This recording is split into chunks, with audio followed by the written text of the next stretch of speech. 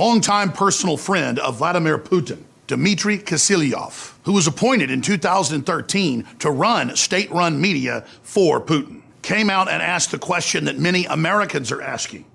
With Trump ahead in the polls, with Hillary floundering and clearly having a medical crisis, will the establishment, the corrupt globalists that have hijacked America, kill Donald Trump? Now, this is really important because the individual saying this is basically the mouth of Vladimir Putin. So this is Vladimir Putin telling the American people, the Russian people, and the people of the world about their concerns for Donald Trump. And I think these concerns are extremely valid. Here is the report.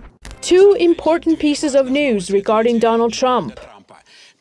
Number one, he is ahead in polls by 2 points. Number two, Trump declared that if he is president, he aims to have, quote, very good relations with Russia. This combination of Trump's characteristics, his leadership in the presidential race, his ability to speak boldly, his intentions to turn over a new leaf regarding the Russian-American relations, all this puts Trump in a very dangerous situation. Now, they can just simply kill him. The intelligence services of the United States are not interested in the type of president Trump vows to be, because the contrived enemy in the form of Russia justifies their existence. American elites are not interested in a President Trump, as the establishment world order provides them with reliable sources of lucrative business. Trump, on the other hand, who is ready to reach agreements, would bring about a different set of financial opportunities flowing in other directions. The American establishment is merciless. Paul Craig Roberts, former Assistant Secretary of the Treasury for Economic Policy under President Reagan, has published a guest column on his website back in March by a journalist, Stephen Lendman, who commented on what has become a very popular theme on social media websites. Quote, maybe an unfortunate plane crash, other fatal accident, or mysterious, incurable, fast-acting, deadly illness is planned. Will Trump be gone before Republicans choose their nominee in July, or perhaps before November's election? This narrative hasn't stopped, but the current state of the presidential race for Hillary Clinton is such where she has used up all of her available ammunition against Trump. She has an empty holder.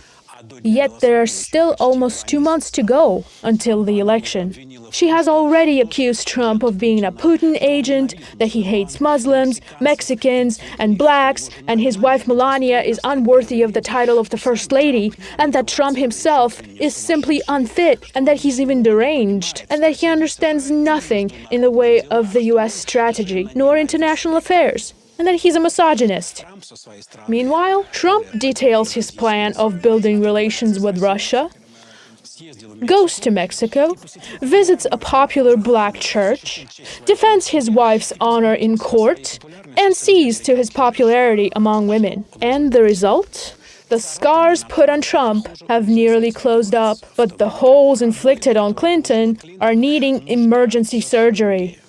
Her carelessness with handling classified material while Secretary of State, foreign policy that led to terrorist expansion, her avarice and the questionable reputation of foreign donors to the Clinton Foundation, the dirty tricks of the Democratic National Committee favoring one candidate over the other, and finally Hillary's failing health, whether it's her fainting episodes or the coughing fits. So what's the solution? Shoot Trump?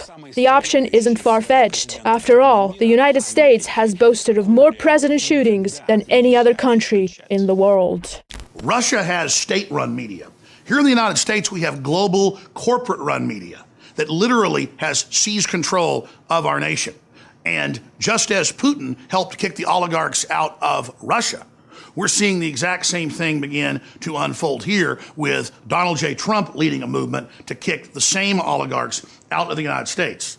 That's why they've tripled down, even in the Washington Post today, and are now claiming that Putin may be poisoning Hillary. Now, wait a minute.